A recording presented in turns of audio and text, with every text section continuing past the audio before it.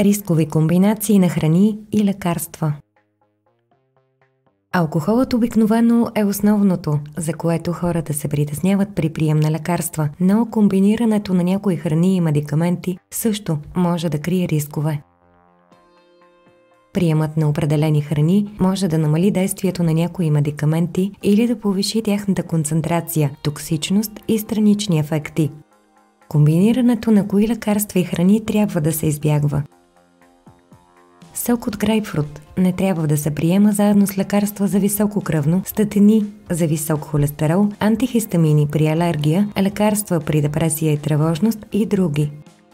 Причината са съединения в грейпфрута, които блокират активността на определени ензими и намаляват усвояването на някои лекарства.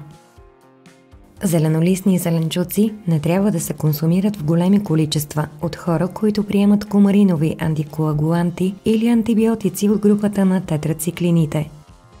Броколите, спанакът и другите зеленолистни зеленчуци съдържат голямо количество на витамин К, който може да намали ефекта на лекарствата за разреждане на кръвта.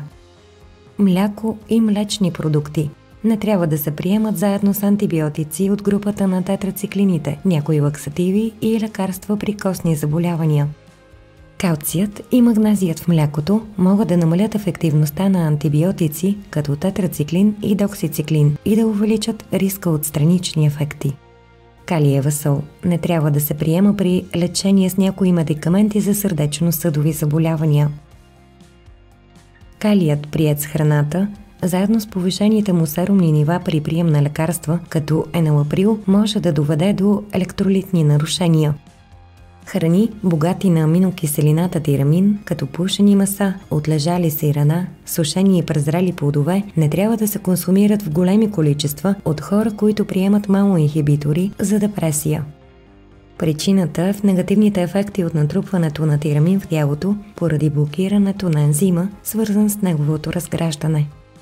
Ако приемате храни и лекарства от изброените групи, направете интервал от няколко часа между приема на медикаментите и консумацията на храни и напитки. Ако не знаете дали трябва да съобразите приема на определени храни с лекарство, то се консултирайте с лекар или фармацевт. Научете повече на farmar.bg.